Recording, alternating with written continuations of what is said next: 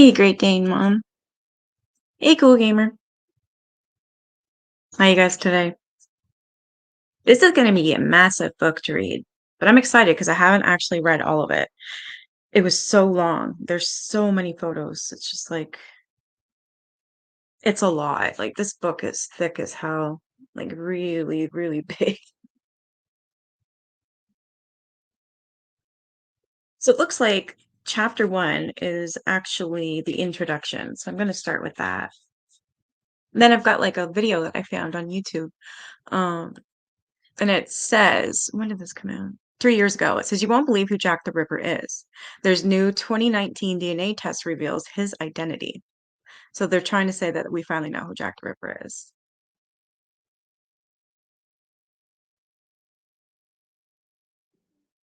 I don't know though. Yeah, it's not confirmed. They're just figures.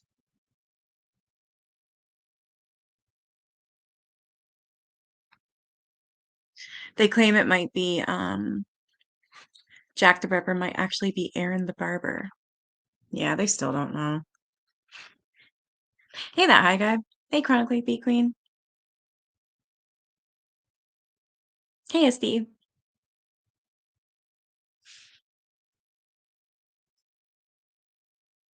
Yeah, so it's gonna take probably a couple months to get through this book, but I don't mind. I like mysteries. And I love that there's so many photos in here that you can't get anywhere else. They have photos in here of the actual of the women that are passed on. Um, yeah, they really do. In the mortuary. I think the worst one was what is her name? Anne Kelly? No. Mary Jane Kelly, that's it. There's letters and everything. Oh my God.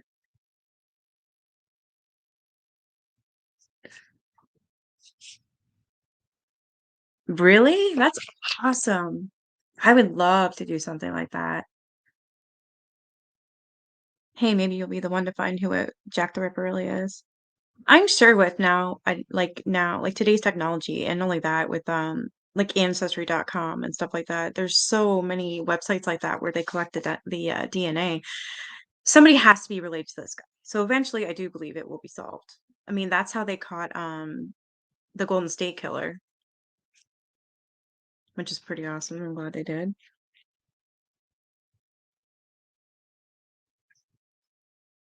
All right, so I'm gonna start the introduction because I guess that's number or chapter one.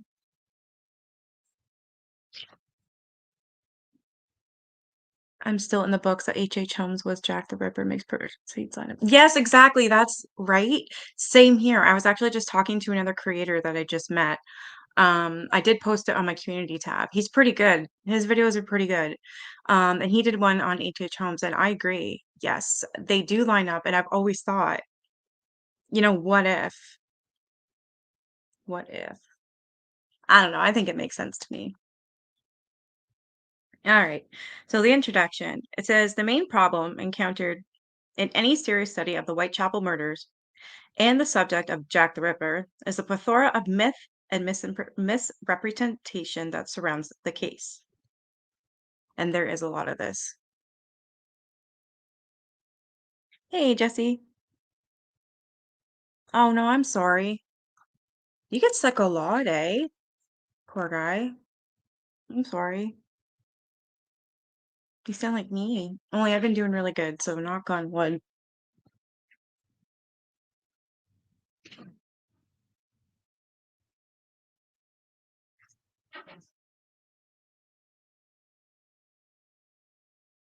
Okay. Although some of this obfuscation can be traced back to its contemporary origins, most of it has gradually developed, feeding on itself over the years in books and other social media, so that any new student of the crimes, understandably, begins their studies with preconceived ideas, either conscious or subconscious, on the matter. You have a bad stomach? Oh, that's what it is. I'm sorry. I don't know if you have any ginger, um, but just even making like a chamomile tea and slicing a piece of ginger in there, that does tend to help. I get an upset stomach when I eat too fast, which isn't very often, but sometimes I find if I eat too much. Yes, I can do that.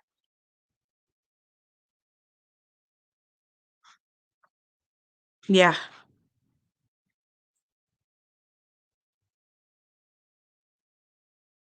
Yeah. The reason why I like this book too is because it's also stated that it is the most complete true crime book. Yeah, try ginger. Here it's cheap, surprisingly. I've got some in my cupboard, so whenever I do get an upset stomach, seem to get them. I don't know, it's like because I got older, I guess, but I do get them sometimes where you just feel nauseous. So I'll make a chamomile tea, which calms you down, and then put a slice of ginger in it. Yeah. Might taste a little spicy, but it works, I promise. And it's healthy. Better than taking pills. All right, so the huge volume of primary and secondary source material has, over the years, been accessed and plundered by various authors. First came the press reports, then, as they became available, the official records. However, although extensively cited and quoted from the official papers have never previously been published at length until now, and there has been no one book that serves as a source of contemporary evidence, objectively presented in detail and with minimum intrusion from the author. What has been needed is a survey of all the known facts about the murders, free of modern commentary and interpretation, that will provide an essential foundation for further research. This book is a compilation of the major primary sources indispensable for any writer or researcher tackling this enigmatic series of killings. So that's why I chose this book. All their I's are dotted, all their T's are crossed. They actually have legit information, and it's not no speculation whatsoever. And there's a lot of evidence in here. I mean, a lot.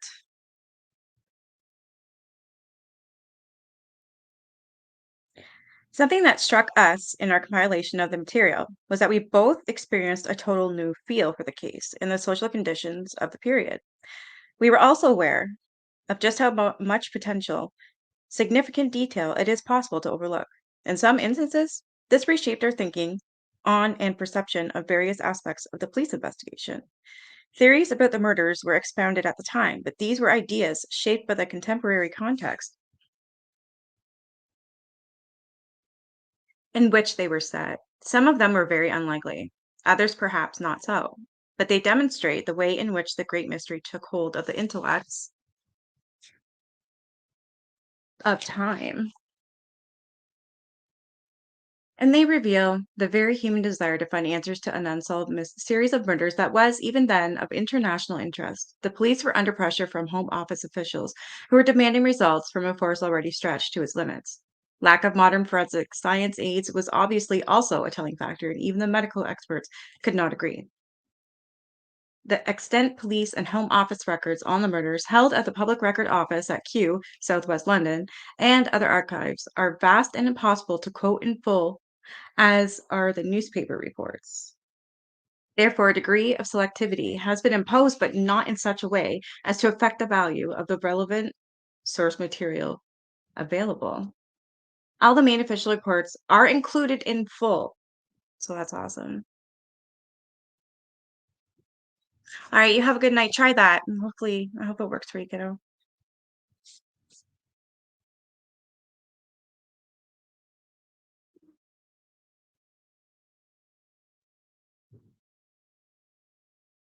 All the main official reports are included in full. For example, these are supplemented by newspaper accounts to provide the details in missing inquest reports. The main arrests made at the time are mentioned as are the contemporary and non-contemporary suspects. It is left to the reader to interpret the facts and the evidence accordingly. Transcribing all the handwritten documents has taken many years and has been a difficult task. The reports are of varying quality. Some are damaged, some are virtually illegible. Some of the handwriting are proved difficult to identify. Often the original documents contain faint annotated and are impossible to detect or discern when examining the files in the preserved microfilm state. We have, where possible, attempted to include this important detail by inspecting the original papers ourselves. This work presents the full factual history of the Whitechapel murders of 1888 to 1891. They're presented and powerfully told by the people who lived in the shadow of Jack the Ripper. We hope that it will prove a useful and user-friendly companion. This was dated June 2000 by the authors, which are Stuart P. Evans and Keith Skinner. Okay, so there is a chapter one. Oh, well, I just read you the introduction. I'm going to write the title of the book and the author because I'm going to forget. I know I will.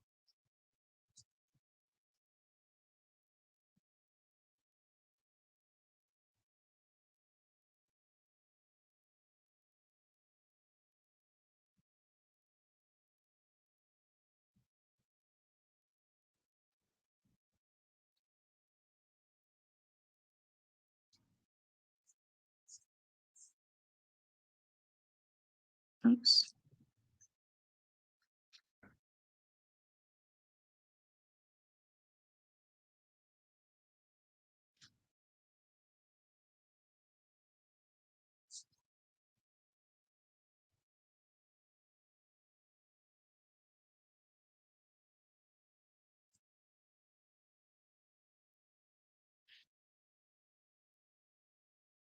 All right, chapter one. So this was April 3rd, 1888, and this is the murder of Emma Smith. The crimes of Jack the Ripper are so inextricably interwoven with the Whitechapel murders that often one is mistaken for the other. Okay. The reason for this is that the police files on the so-called Whitechapel murders began with the murder of Emma Smith on the 3rd or the 4th of April, 1888, and did not finish until the murder of Frances Coles on the 13th of February, 1891. In all, 11 murders are included in these files, and in the opinion of the authors, as few as 3 or as many as 6 may have been the work of a common hand, that of the criminal known now to history as Jack the Ripper. You're welcome. A full and true picture cannot be obtained without looking at the whole series of murders and the relevant facts that have survived the passage of time to reach us in the 21st century. Herein may lie the vital clue as to the identity of the killer, or it may not. If it is not to be found here, then it is very unlikely that we will ever know the identity of this mysterious killer. Here's the raw material available to the historian and an interested reader alike. Here are the known facts. The first file in the police Whitechapel murder files was that on the murder of Emma Smith, and it is now missing. What? The file apparently disappeared from the New Scotland Yard files before they were passed to the Public Record Office. It is therefore fortunate that some of the content of this file remains in the form of notes taken from it by Ian Sharp on behalf of the BBC for their television presentation of Jack the Ripper story in 1973. The murder of Emma Elizabeth Smith is thus recognized as the first of the Whitechapel murders, and she was the victim of a gang of 3 unknown street robbers. Many press reports later in the year listed the murder of an unknown woman in Christmas week 1887 as the first of the murders, but extensive research has failed to find this murder. However, a fellow lodger of Smith's, Margaret Hames, was similarly attacked in the same area on December 8th, 1887, and was admitted to the Whitechapel Infirmary with chest and face injuries. Records held at the London Metropolitan Archives reveal that she was not released until 2 days after Boxing Day in 1887. We begin, therefore, with all that survives from the original police reports of the murder of Emma Smith, first of the Whitechapel murders. I think these are witness statements and such. Yeah, these are from the inspector and everything. Wow. That one's from the inspector.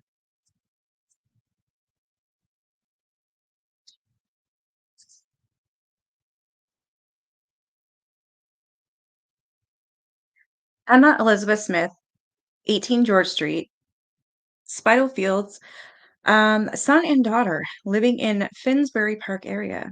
She had lodged the above address for about 18 months, paying 4d per night for her bed. She was in the habit of leaving about 6 or 7 p.m. and returning at all hours, usually drunk. A lot of these women were drunks, and prostitutes. I think, like, one goes with the other. Oh, wow, so there's a whole bunch of inspectors. Edmund Reed, Inspector West. Wow. On the night of April 2nd, 1888, she was seen talking to a man dressed in dark clothes and a white scarf at 12:15 a.m. on the 3rd. She returned to her lodgings between 4 and 5 a.m. She had been assaulted and robbed in Osborne Street, London Hospital near Cocoa Factory, Taylor Rose.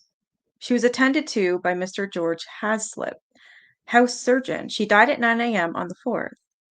The inquest was held by the coroner, Win Baxter, at the hospital. The first the police knew of this attack was from the coroner's officer who reported in the usual manner on the 6th that the inquest would be held on the 7th. Chief Inspector West attended. None of the PCs in the area had heard or seen anything at all, and the streets were said to be quiet at the time. The offense had been committed on the pathway opposite number 10 Brick Lane, about 300 yards from 18 George Street and half a mile from the London hospital to which deceased walked.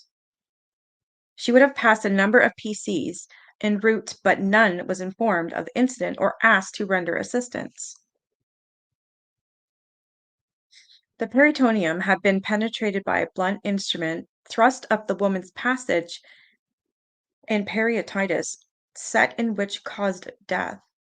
She was aged 45 years, 5'2" high, complexion fair, hair light brown, scar on right temple. No description of the men.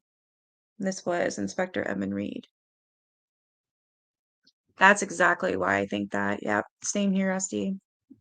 Exactly. Sorry if I take a long time to read some of this, but it's really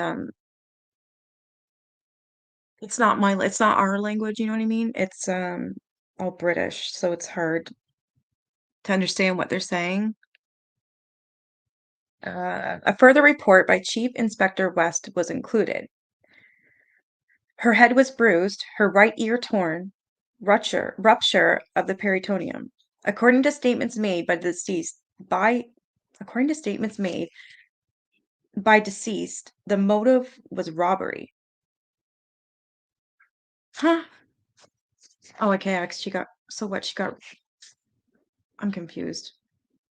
Okay, so she got robbed first, and then she was okay. Deceased could not describe the men who had ill-used her, but said there were 3 of them, and that she was attacked about 1:30 a.m. on the 3rd while passing Whitechapel Church. Witness Mary Russell, deputy at 18 George Street, Spitalfields, Annie Lee, which is a lodger, these 2 escorted her to London Hospital.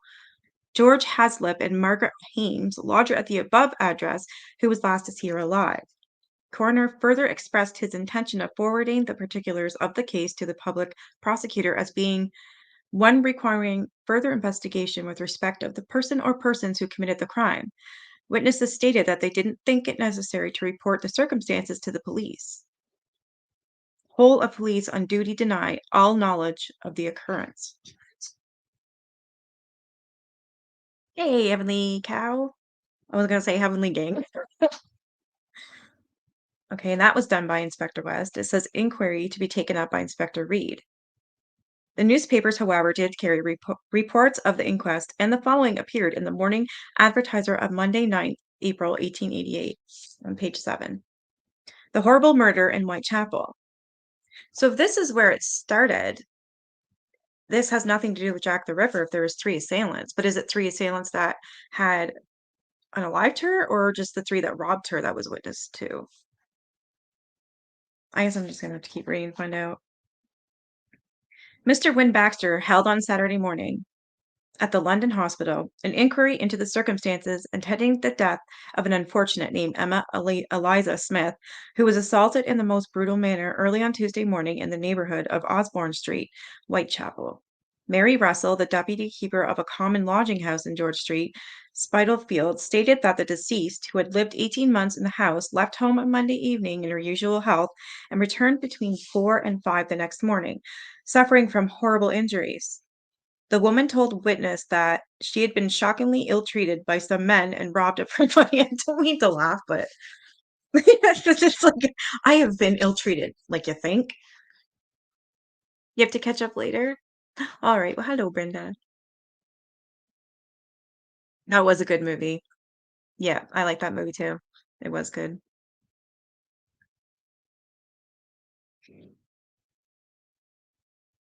Her face was bleeding and her ear cut. Witness took her at once to the London hospital, passing through Osborne Street on the way, near a spot close to Cocoa Factory, which Smith pointed out as the place where the outrage had been committed. Smith, who seemed unwilling to go into details, did not describe the men nor give any further account of the occurrence to witness. Dr. G. H. Hillier, the house surgeon in attendance on Tuesday morning, when the deceased was brought in, said the injuries which the woman had received were horrible. A portion of the right ear was torn, and there was a rupture of the peritoneum and other internal organs, caused by some blunt instrument.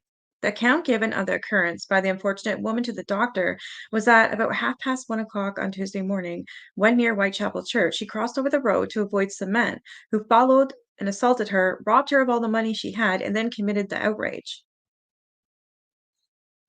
Hey, Deb. They were two or three men, one of them looking like a youth of about 19. The patient died on Wednesday about 9 a.m. of peritonitis. In reply to questions from the coroner and the jury, the doctor said he had no doubt whatever that death had been caused by the wounds. She had found the other organs generally in a normal condition. And we know when it comes to Jack the Ripper, the organs would not be in perfect condition or in any condition but out or slaughtered. The deceased stated that she came from the country, but had not seen any of her friends for 10 years. Another woman, subsequently examined as a witness, deposed to seeing Smith about 12:15 on Tuesday morning near the Burdett Road, talking to a man dressed in dark clothes with a white neckerchief round his neck. She saw the witness and had assaulted a few minutes before seeing Smith and was getting away from the neighborhood where there had been some rough work that night. Two fellows had come up to her, one asking the time and the other striking her on the mouth, and both running away. She did not think the man talking to Smith was one of her assailants.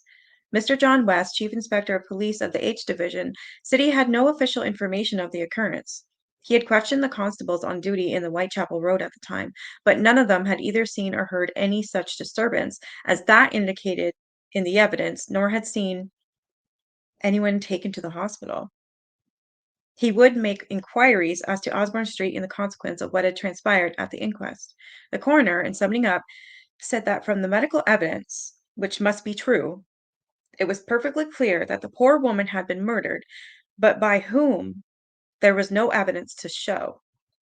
After a short consultation, a verdict of willful murder against some person or persons unknown was returned by the jury.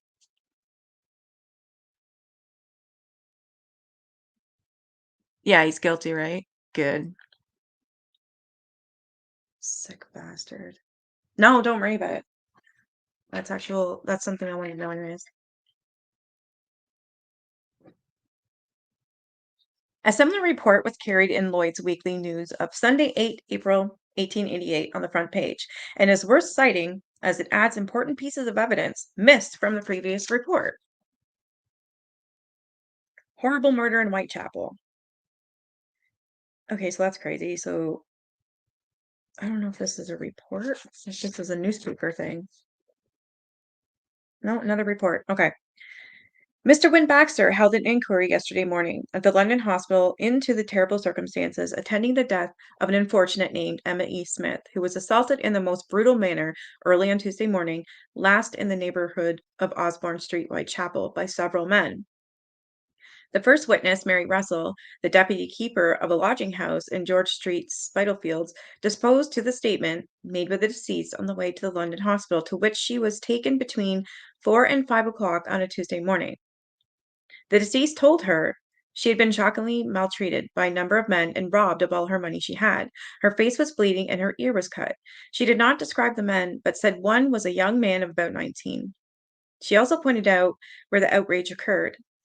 As they passed the spot, which was near the cocoa factory, the house surgeon on duty, Dr. Hillier, described the internal injuries which had been caused and which must have been inflicted by a blunt instrument.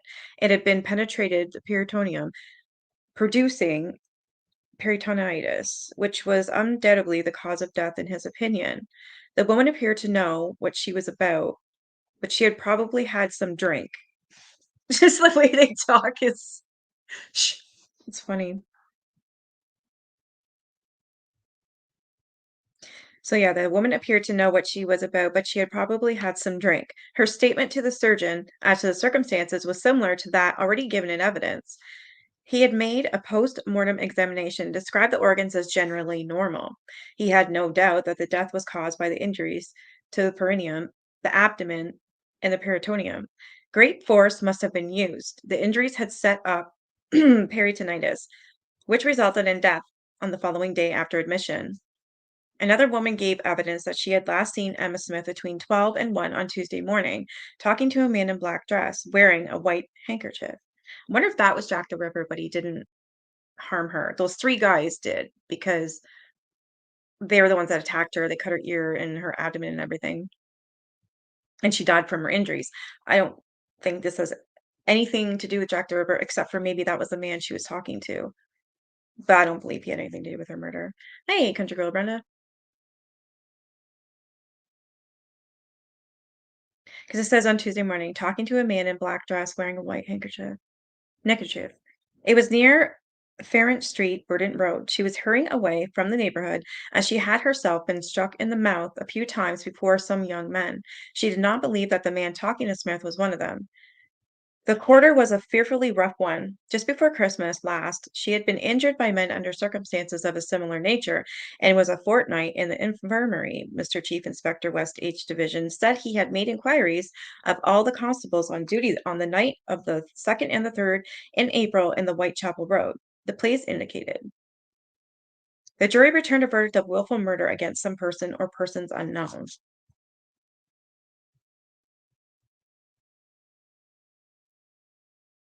Yeah, I think it was an easy decision too. Absolutely.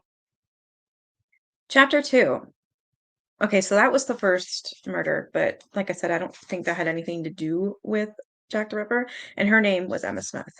Now we're on chapter 2, and on August 7th, 1888, now we're on the murder of Martha Tabram. The second Whitechapel murder recorded in the police files is that of Martha Tabram, also known as Turner on Tuesday, 7th August 1888. The Times of Friday 10 August 1888 carried the following report. Yesterday afternoon, Mr. G. Collier, Deputy Coroner for the Southeastern Division of Middlesex, opened an inquiry at the Working Lads Institute, Whitechapel Road, respecting the death of the woman who was found on Tuesday last, holy, with 39 stabs on her body at George Yard Buildings, Whitechapel. Detective Inspector Reed, H Division, watched the case on behalf of the Criminal Investigation Department. Alfred George Crow, cab driver of 35 years old, George Yard Buildings, deposed that he got home at 3:30 on Tuesday morning. As he was passing the first floor landing, he saw a body lying on the ground. He took no notice as he was accustomed to seeing people lying about there. What? I don't mean to laugh, but he was accustomed to seeing people just laying on the road, laying on the sidewalks. Is that all there is to do back then is drink?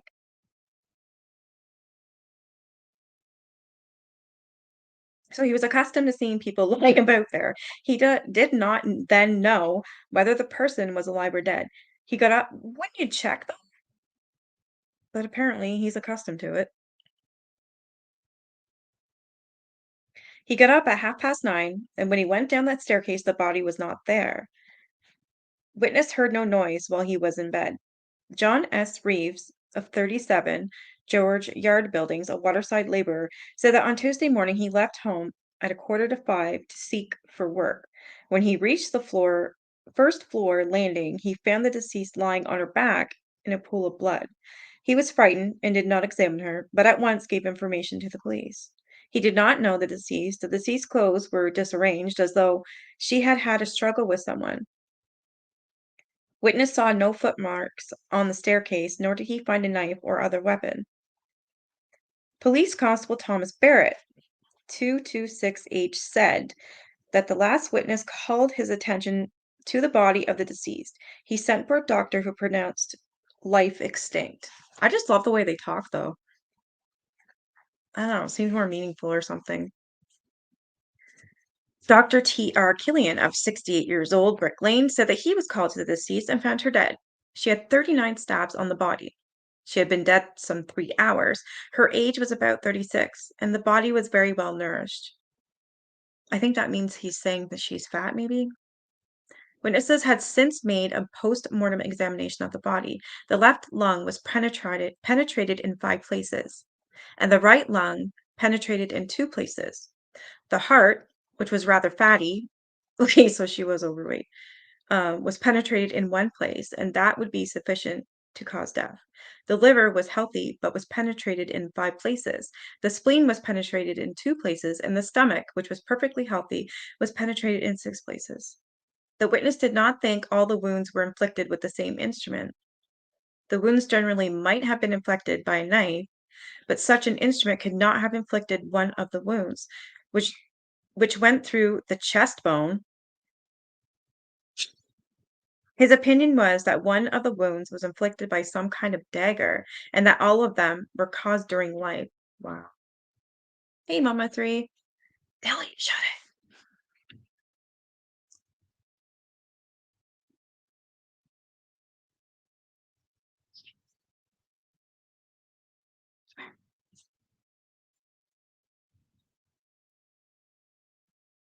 The coroner said he was in hopes that the body would be identified, but 3 women had identified it under 3 different names. Wow. The coroner said he was in I just read that, sorry. He therefore proposed to leave that question open until the next occasion. See what I mean? Sometimes it's hard to understand what like what they're saying. Malnutrition isn't fat or not, it's a state of poor nutrition. He didn't say no, he didn't say malnutrition, he said well nourished.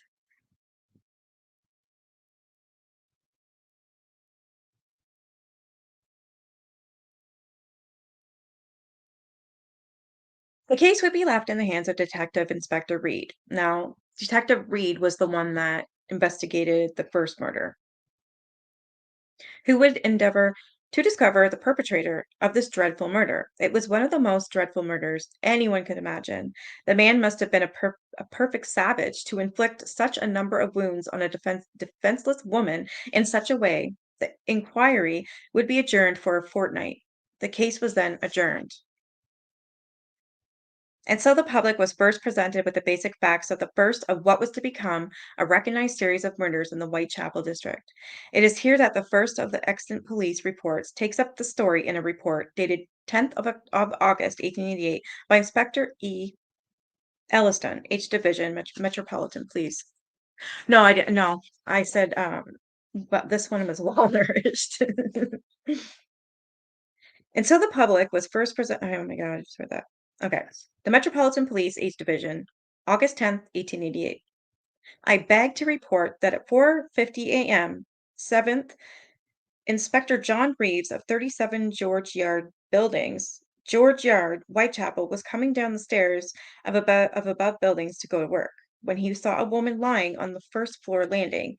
He called PC 226H Barrett on the beat, who found the woman lying in a pool of blood. There was no blood on the stairs leading to the landing. PC sent for Dr. Killeen, 68 Brick Lane, who attended and pronounced life extinct, there being 39 punctured wounds on the body. The police ambulance litter was procured. The police ambulance litter was procured, and the body removed to Whitechapel mortuary to await an inquest. Description: age 37, length 5'3", and complexion and hair dark, dress, green skirt, brown petticoat, long black jacket, brown stockings, side spring boots, black bonnet, all old. A description was circulated in I don't even know what that means. Description was circulated, and the body was photographed. Oh, okay, I don't know what kind of photographs these are called, but okay. So the body was photographed, same date, but up to the present time, it has not been identified. 2 copies of photograph attached, and this one is from Inspector Elliston and Superintendent T. Arnold. The next part, well, he said goodnight to her. She's probably happy that about the verdict. So the next relevant report is dated August 16th, 1888, and is signed by Inspector Edmund Reed, H Division Metropolitan Police. This is the guy that's been working on it. So it says, to the Assistant Commissioner, Criminal Investigation Department, executed summary of contents. Further report, RE murder of a woman in George Yard, Building 6. Third special report, uh, submitted in accordance with PO 9th of February 1980 or 1888. They spell February so weird. It's Febry for short form, where ours is Feb. I don't know, it's just kind of neat seeing how it was then to now. Body has been identified by Henry Tabram of Six River Terrace, East Greenwich, as that of his wife, but she left him some years ago and has recently been regarded as a prostitute. The witnesses have attended both the Tower and Wellington Barracks, and two men have been identified at each place, but all have been able to give a satisfactory account of themselves on the night of the murder. Inquiries are being continued. C.H. Cutbush, Superintendent. Oh, no worries. I would have been late too. This already happened. This is more important, I believe. To AC, CID, ABC, ACB, Metropolitan Police, H Division, 16th day of August, 1888. The subject is murder. I beg to report that the body of the woman found murdered in George Yard Buildings on the 7th has been identified by Henry Samuel Tabram of Six River Terrace, East Greenwich, as that of his wife, who left him some years ago. She has also been identified by Mrs. Luckhurst of Four Star Place, Commercial Road, as her lodger, Mrs. Tabram, but passing by the name of Turner, taking the name of a man with whom she lived until a month ago. Inquiries have also been made, and it is found that the deceased resided at 19 George Street, which was a common lodging house, and passed there in the name of Emma. Since she left Star Place and was looked upon as a common prostitute and a friend of Mary Ann Connolly, alias Pearly Pole, also a prostitute. On the 9th, Connolly came to Commercial Street Station and stated that she and the deceased were with two soldiers, one a corporal and the other a private of the guards, from 10 till 11:45 p.m. on Monday 6th, walking about Whitechapel. They then separated, she going with the corporal and the deceased with the private for immoral purposes. Oh my God.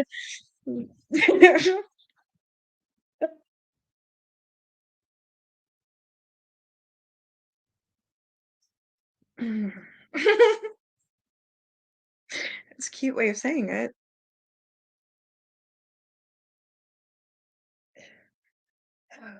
She stated that she should know both men again. I then made an arrangement that the whole of the corporals and privates who were on leave on the night should be again paraded, and she promised to attend at the Tower next morning. This she failed to do. Search was made for her, but she could not be found that day, nor the next. On Sunday, P.S. Conter, CID, made inquiry and found her, and on my seeing her, she promised to attend next morning at the Tower. This she did, but failed to pick out either of the men, afterwards stating that the men had white bands round their caps. PC 2226 H. Barrett, who was on duty in George Yard on the night of the murder, stated that about 2 a.m. 7th, he spoke to private of the guards in George Yard, who informed him that he was waiting for his mate, who had gone away with a girl. The PC stated that he should know the private again. I don't understand that. He attended the parade now? He attended the parade and picked a private out wearing medals, and afterwards picked out another. I mean, I think I know what they're trying to say, but it's so backwards. Stating he was the man and not the first. What? He attended the parade and picked a private out wearing medals, and after picked out another, stating he was the man and not the first. They were both questioned, and beyond all doubt, the first was not the man, and the second gave an account of himself and his time, which on inquiry was found to be correct. Corporal Benjamin, who was granted leave on the 6th and should have returned to the tower same night, did not return till 11:30 p.m. Thursday. On his arrival, I took charge of his clothing and bayonet, examined them, but found no marks of blood on them. He stated to me that he had been staying with his father, Mr. Benjamin, who keeps the Canterbury Hotel, Kingston on Thames. Inquiry was made at Kingston, and it was found that the corporal was there all Monday night and left on a Tuesday morning. The authorities at the tower rendered the police every assistance in parading the men. On 15th, I attended Wellington Barracks with Connolly, Pearlie Pole, and P.C. Barrett. The sergeant major at once paraded the whole of the men, consisting of corporals and privates who were on leave on the night of the 6th, and the woman Connolly at once picked out two privates as the men which were with her and the deceased on the night in question. One named George, wearing three good conduct badges. She called the corporal and stated that he was the one she kept with, and the other, named Skipper, went away with the deceased. On inquiry, it was found that George stayed with a woman, supposed to be his wife, at 120 Hammersmith Road. He arrived there at 8 p.m., 6th, and left at 6 a.m., 6th, 7th. With regard to Skipper, he was at the barracks at 10:50 maybe? 10:05, I don't know, PM, 10 PM on the 6th, which is shown in the book kept for that purpose. The authorities at Wellington Barracks rendered the police every assistance and promised to render further assistance should it be required. Inquiries are still being made with a view to gain information respecting the murder. Edmund Reed, Inspector, and T. Arnold, Superintendent. The resumption and close of the inquest was summarized in a further report by Inspector Reed dated 24th August 1888, which reads as follows. To the H Division Executive Assistant Commissioner, Criminal Investigation Department, Summary of Contacts. That's a huge title. Report giving result of inquest held on the body of Martha Tabram, murder in George Yard Buildings, Whitechapel, 7th August 1888. Fifth Special Report, submitted in accordance with PO 9th February 1888.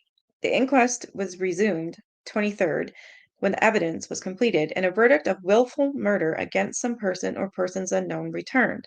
Inquiries are being continued. And this was from C.H. Cutbush, Superintendent. Another report to AC, CID, ABC, CB, ACB, Metropolitan Police, H Division, 24th day of August 1888. The subject is murder. I beg to report that Mr. George Collier, Deputy Coroner for South East Middlesex, resumed the inquiry at the Working Lads Institute, Whitechapel Road at 2 p.m., 23rd instant, respecting the death of Martha Tabram, alias Turner, alias Emma, who was found dead in George Yard Buildings, Whitechapel at 4:45 a.m. on the 7th.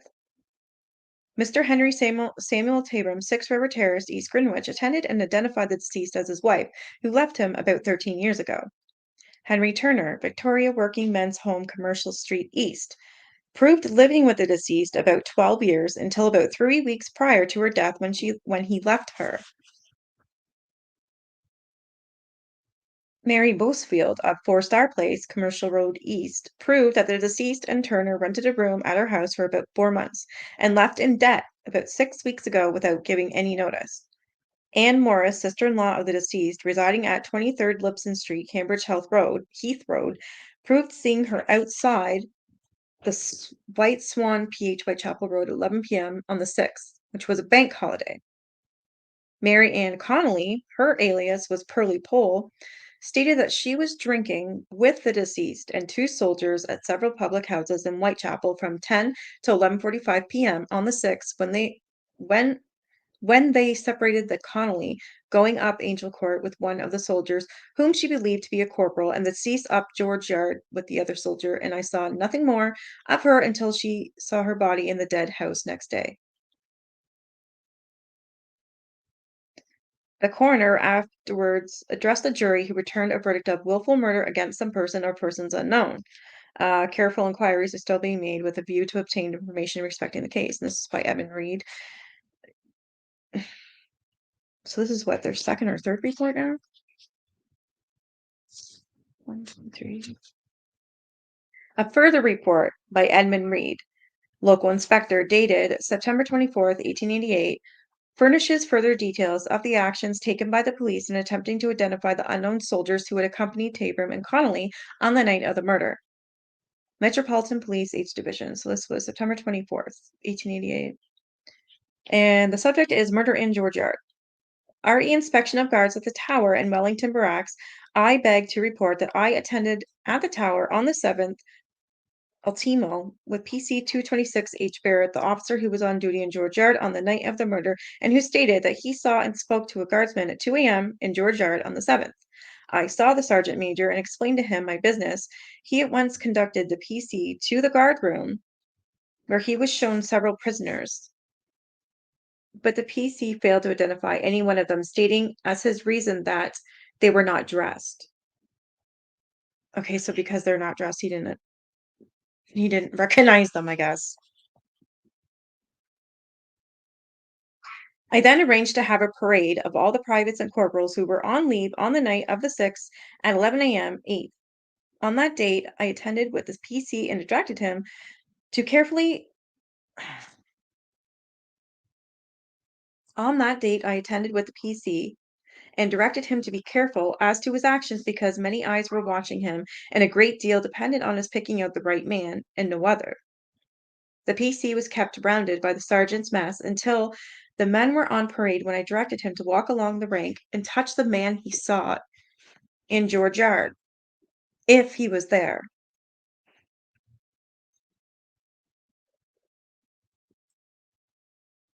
Oh, no worries, great day, Mom. Grab me a burger. I, with the officers, then walked away, and the PC passed along the rank from left to right until he reached about the center, when he stepped up to a private wearing medals and touched him.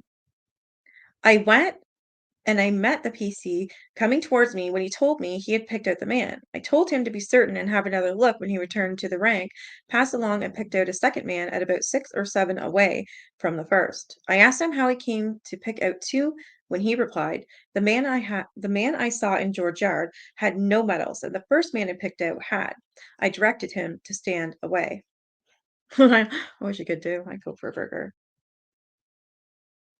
The two men that the PC pointed out were then taken to the orderly room, and the others dismissed. On arriving at the orderly room, the PC stated that he had made a mistake in pointing out the man with the medals, who was allowed to leave the room at once without his name being taken, and the other gave the name of John Leary. He was asked by me to account for his time on the night of the 6th. He at once stated that he and Private Law went on leave in the evening and went to Brixton. They stopped there until the public houses closed. Then he, Leary, went to the rear, and when he returned, he missed Law. He looked about for him, and not finding him, started off to Battersea and Chelsea, came along past Charing Cross into the Strand, where he met Law about 4:30 a.m. They both walked along until they got to Billingsgate, where they had a drink and came to the barracks at 6. Private Law was then sent for, and on his being questioned as to his movements on the night of the 6th, he made a statement which agreed in every particular with that which had been made by Private Leary. Whew.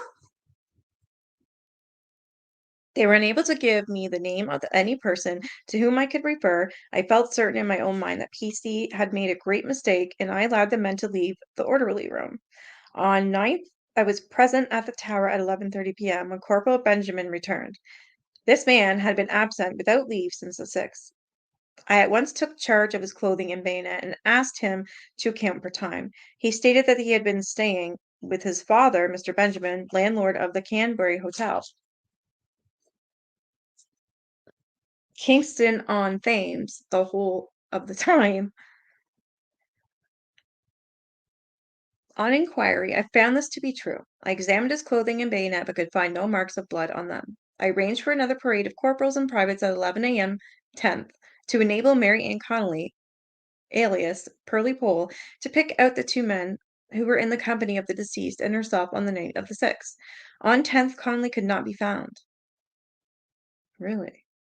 The matter was explained to the sergeant mayor, who dismissed the men and promised to have another parade whenever I found Pearly Pole.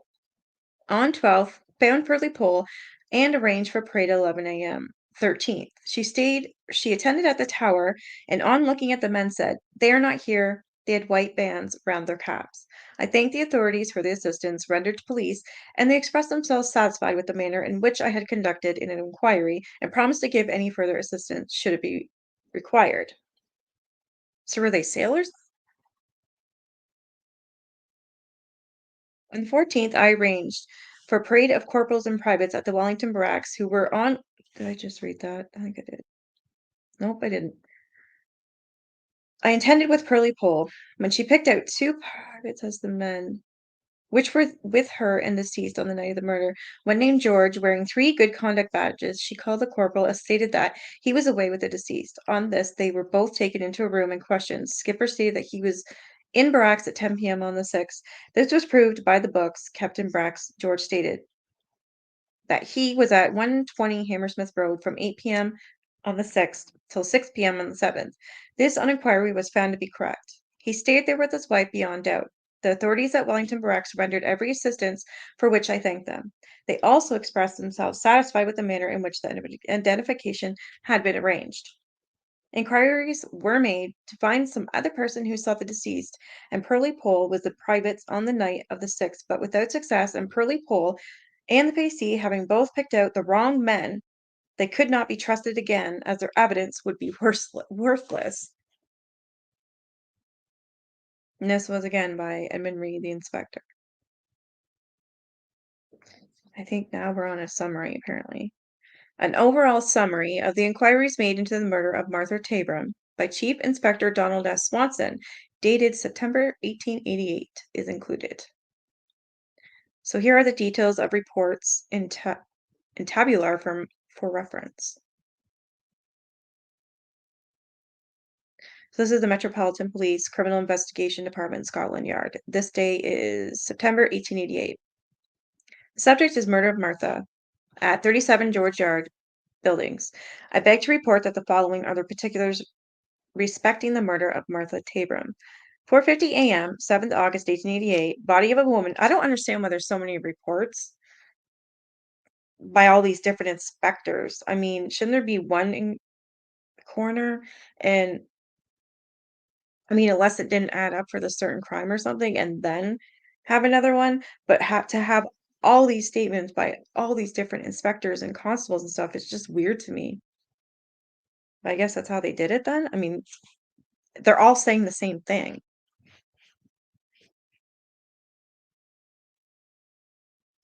Body of the woman found on landing of George Yard Buildings by John Reeves of number 37 tenement in the building as he was leaving to go to work, and he reported the fact to PC 226H Barrett. Dr. Keeling of 68 Brick Lane was called and examined the body and found 39 wounds on body and neck and private parts with a knife or a dagger. Okay, that I didn't know. That was new. The private part. At 11:03 p.m. on the 6th of August, Mrs. Tabram was seen alive by Mary Ann Connolly, and her alias is Pearly Pole, a prostitute, who stated that she and the deceased, with two soldier guards, one of whom was a corporal with a question mark it has now, who was with her, the other a private who was with deceased, had been walking about Whitechapel from 10 to 11:03 p.m. on the 6th. Oh my gosh, it's crazy how English has gotten better, which is good because some of this I don't understand. I don't mean to laugh, but I don't know what else to do. 11 3/4, like, okay, I'll go with it. At 11 3/4 p.m., deceased and the private went up George Yard together. 2 a.m. on the 7th of August, Police Constable 226H Barrett saw a soldier, a grenadier, aged 22 to 26, height 5 feet 9 or 10, complexion fair, hair dark, small dark brown mustache turned up at ends with one good conduct badge, no medals, in Wentworth Street, and in reply to the PC, he stated he was waiting for a chum. Who had gone with a girl. I think a chum might be a friend. Now I remember why I stopped reading this. I was so confused. I was a lot younger then. Hopefully I can understand it this time. Because it's a lot. Holy shit, there's so many reports. Oh my god. 7th August 1888, Inspector Reed took statements from residents of George Yard Buildings. At 2 a.m., 7th August, Mrs. Mahoney and her husband passed the spot where body was afterwards found. At 3:30 a.m., Alfred George Crow states he saw something on the landing but took no notice and went to bed. Crow is a licensed cab driver. No suspicion is attached to any of the residents. The deceased was a stranger to all of them. It will be observed that from the statement of Miss Mahoney that the murder took place between 2 a.m. and 4:50 a.m., 7th August, but as the soldier was last seen with deceased at 11 and 3/4 p.m. on the 6th, 2¼ hours had elapsed. It is not an uncommon occurrence for tramps and others to sleep on common stairs in the East End, and I venture to think that something is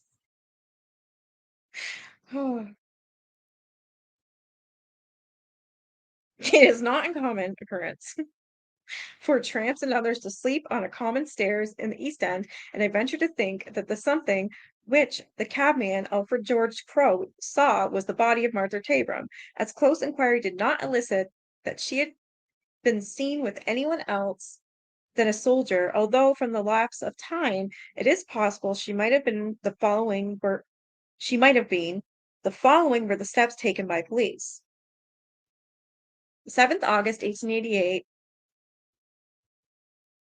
Barrett was taken to the tower where he saw some soldiers in the guard room, but he did not recognize any.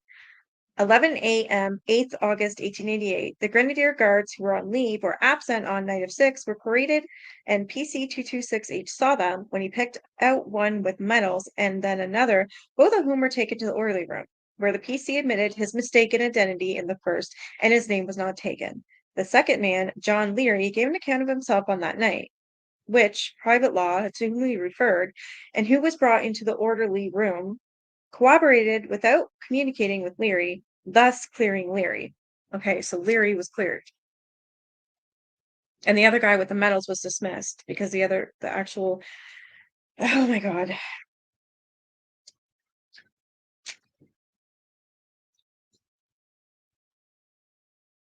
11:30 p.m., 9th August, 1888.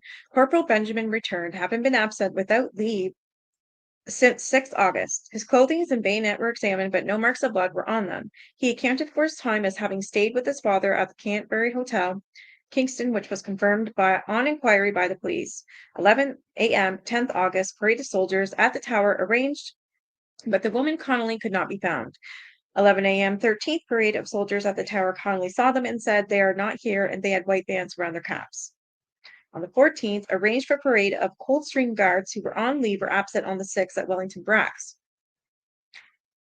Then there was a 5th parade of Coldstream Guards was arranged when Connolly picked out two. One as being the corporal who was with her, the other as being the one who was with the deceased. The one she picked out as a corporal was a private named George with 2 good conduct badges, who stated that he was with his wife at 120 Hammersmith Road from 8 p.m. 6 to 6 a.m. 7th August. Inquiry by police proved this to be correct. So she picked out the wrong man. The other named Skipper stated that he was in barracks on the night of the 6th, and the books showed, they spell it, it's supposed to be showed, but it's like shewed, that he was in barracks from 10:05 p.m. on the 6th. They therefore cleared themselves. So the inquiry was continued amongst persons of deceased class in the East End without any success. And this was Donald S. Swanson, Chief Inspector. Oh my God, there's another report. This report has an index written of Chief Inspector Donald Swanson, dated 19th October 1888, listing the steps taken by the police regarding the Tabram murder and the identity parades held with the Grenadier Guards. and the Coldstream Guards, respectively. A districto from relating to Martha Tabram is also included, giving the following details. She was aged 35 to 40, profession or her calling was a prostitute. She was 5'3", hair dark, complexion dark, dress green skirt, brown petticoat, long black jacket, black bonnet, side spring boots. Everything was old. These are the official police reports concerning the murder of Martha Tabram. It will be seen that the investigating officer in charge was a local CID Inspector Edmund Reed of H Division Metropolitan Police, an officer who was to have a long connection with the case.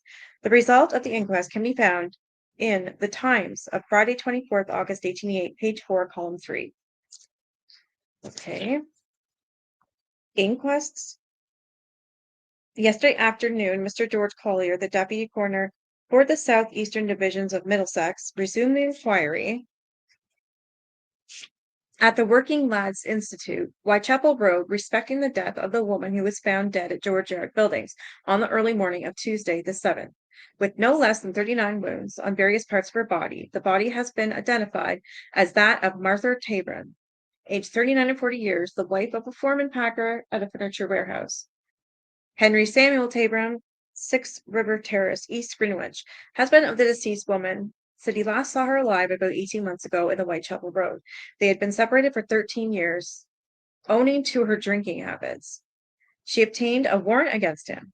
Okay, there's a new piece of evidence that I didn't know.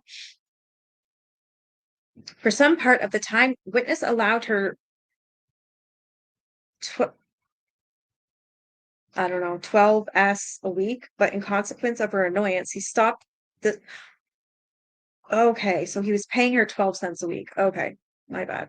So for some part of the time, the witness allowed her 12 cents a week, but in consequence of her annoyance, he stopped his allowance 10 years ago, since which time he had made it half a crown a week, as he found she was living with a man.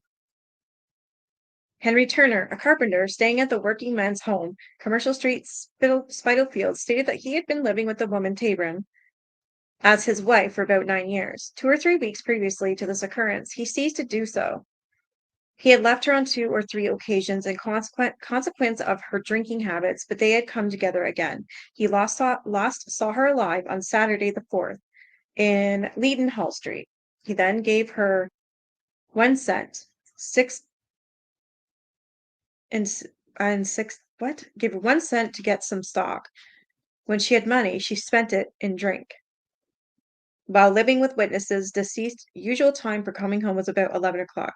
As far as he knew, she had no regular companion and did not know that she walked in the streets. As a rule, he was, he said, a man of sober habits, and when the deceased was sober, they really got on well together. By Inspector Reed. At times, the deceased had stopped out all night. After those occasions, she told him she had been taken in a fit and was removed to the police station or somewhere else. By the coroner, he knew she suffered from fits, but they were brought on by the drink. Mom. I thought she. Nah. Oh.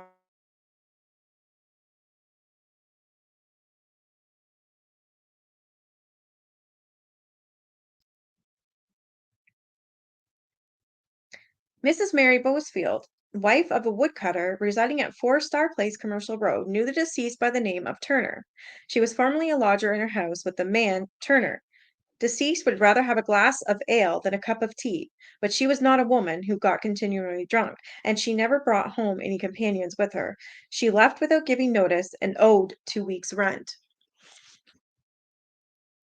Mrs. Ann Morris, a widow of 23 Libson Street East, said she last saw the deceased, who was her sister-in-law, at about 11 o'clock on Bank Holiday night in the Whitechapel Road.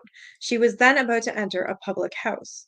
Mary Ann Connolly, which is Pearly Pole, who at the suggestion of Inspector Reed was cautioned in the usual manner before being sworn, stated she had been for the last 2 nights living at a lodging house in Dorset Street, Spitalfields. Witness was a single woman. She had known the woman, Tabram, for about 4 or 5 months. She knew her by the name of Emma. She last saw her alive on Bank Holiday night. When witness was with her about 3/4 of an hour, and they separated at 11:45. Witness was with Tabram and two soldiers, one private, one corporal. She did not know that regiment they belonged to, but they had white bands round their caps. After they separated, Tabram went away with the private, and Witness accompanied the corporal up Angel Alley. There was no quarreling between any of them. Witness had been to the barracks to identify the soldiers, and the two men she picked out were, to the best of her belief, the men she and Tabram were with. The men at the Wellington barracks were paraded before the witness. One of the men picked out by witness turned out not to be a corporal, but he had stripes on his arm. By Inspector Reed, witness heard of the murder on the Tuesday.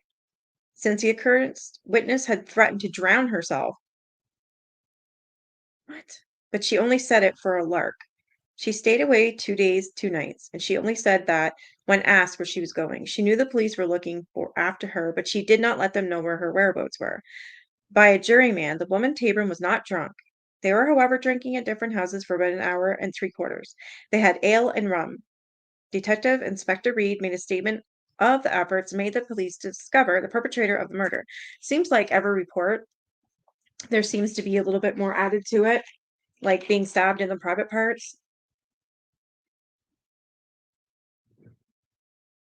And now apparently she wasn't drunk.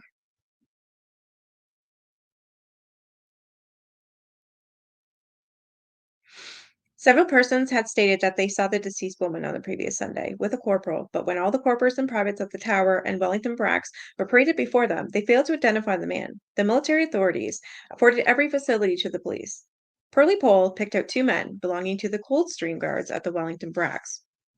One of those men had three gold contact stripes, and he was proved beyond doubt to have been with his wife from 8 o'clock on Monday night until 6 o'clock the following morning. The other man was also proved to have been at the barracks at 5 minutes past 10 on bank holiday night. The police would be pleased if anyone would give them information of having seen anyone with a deceased on the night of the bank holiday. The coroner having summed up, the jury returned the verdict to the effect that the deceased had been murdered by some person or some persons unknown. So basically, all of these women,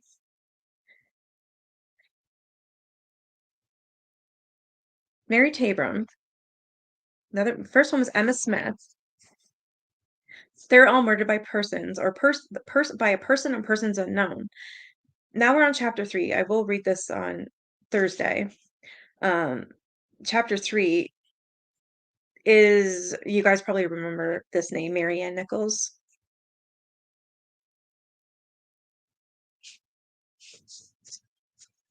Unless it's not too long. But they don't leave no stone unturned. So for you guys have missed it, for any of you who have missed it, if you go back and yeah, these are very long chapters. Okay. There's a lot of inquests, there's a lot of reports, and there's a lot like police reports, newspaper, everything about these murders. They literally look under every rock and stone to make sure that it, I mean, wow, like it's kind of impressive the work that they do. They make damn well sure they know what they're doing. It feels like they are more inclined to find the murderer, murderers, or person or persons who did all this stuff. It's more likely than the people today.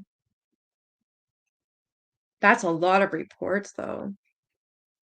All different coroners, all different inspectors. That was just to make sure they knew what the hell they were doing.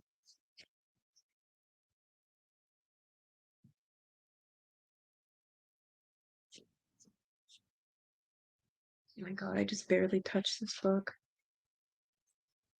I want to start this chapter a little bit, but I'm scared if I do, I'll probably forget most of it. Here, I'll just read a little bit of it. I'll just read the first part. So, 31st August 1888, murder of Mary Ann Nichols. The murder of Mary Ann Nichols. The murder of Mary Ann Nichols occurred in the early hours of Friday, 31st August 1888. Whether or not either of the two previous murders had been committed by the same hand, which is unlikely. Both police and press linked the killing with the previous two, and the idea that a maniac was abroad, killing prostitutes, was born. The police inquiries also revealed a suspect called Leather Apron, who was quickly made prominent by the sensational press. The reports concerning this murder are enclosed in a file cover as follows. G Division. To the Assistant Commissioner, Criminal Investigation Department, Summary of Contents. Special Weekly Report, RE, Murder of Mary Ann Nichols at Bucks Row.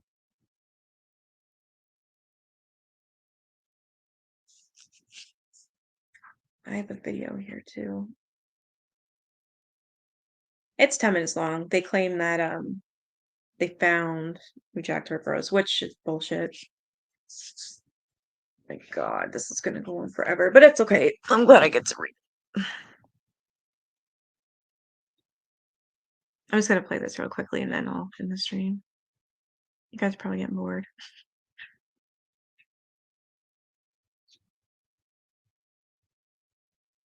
So this is titled "You Won't Believe Who Jack the Ripper Is." New 2019 DNA test reveals his identity. I call bullshit. Yeah, look at that. We finally know who Jack the Ripper is.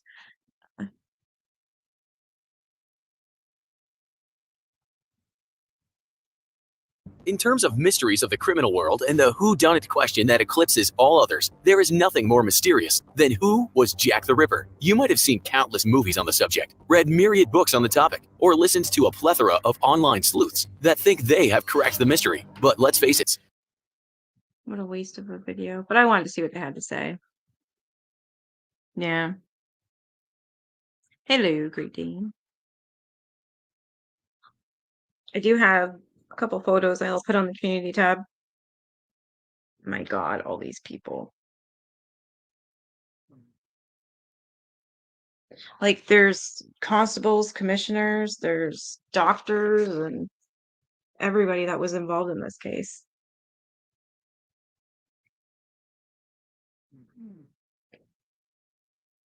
Detective Sergeant William Thick of Whitechapel. He was later himself accused as a Ripper suspect.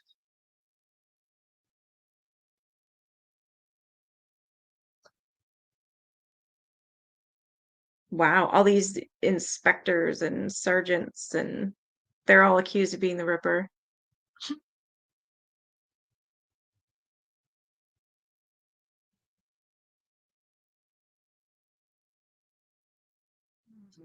I swear, I still think there's a link between the Ripper and H.H. Holmes. Here's the Martha Tabram.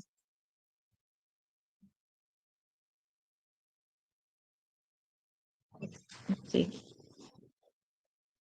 So that's a picture of her not with us body.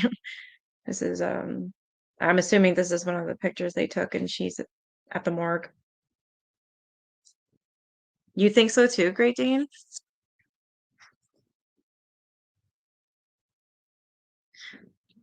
Where's the other one? They don't have a photo of the first girl. That's weird. Emma. Where's Emma Smith?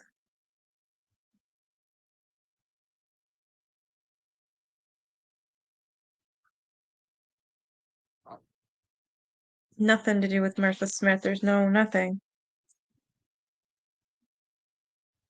But they've got Marianne Nichols, Annie Chapman.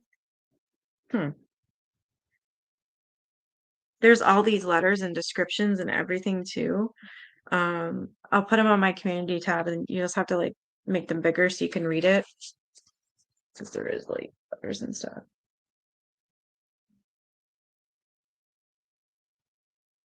Then you guys can read it and then hope you'll understand why I'm laughing and why I'm like, what the? I will say though, they are, holy shit, there's everything. Oh, yeah, they really do have the pictures in here.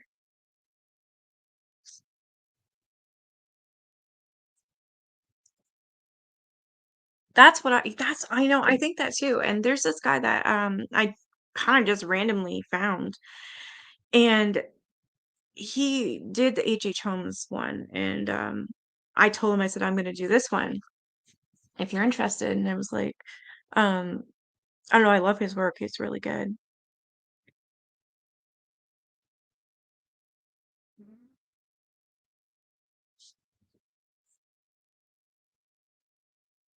She's Claire snoring away. Yeah, it's like he starts here and then yeah, then makes his murder hotel. Having a good sleep.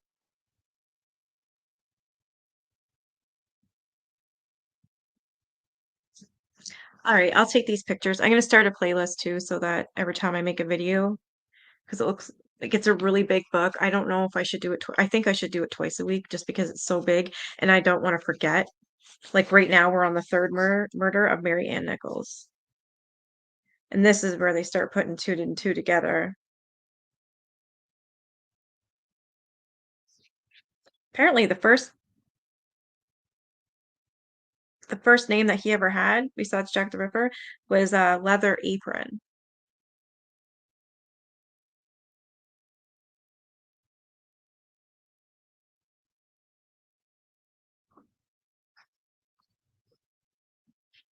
Did you have a good sleep? I'm sorry. Right. All right, I'm gonna go. I'm gonna make a playlist and I'll put those two pictures up. There are two websites that do a good job on Jack the Ripper tour. Really? Do you know the names of them? Because I don't know. Yeah, I'll read from this book, which I love it, but I also want to show some stuff as well.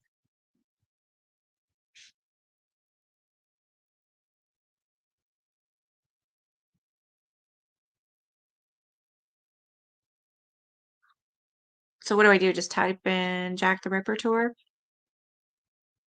That'll probably take me right there. You guys have a good night. I have nothing for tomorrow. I don't really have anything at all, actually. I need to sit down and have a think.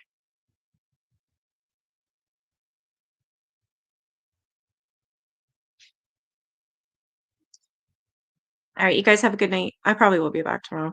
Bye.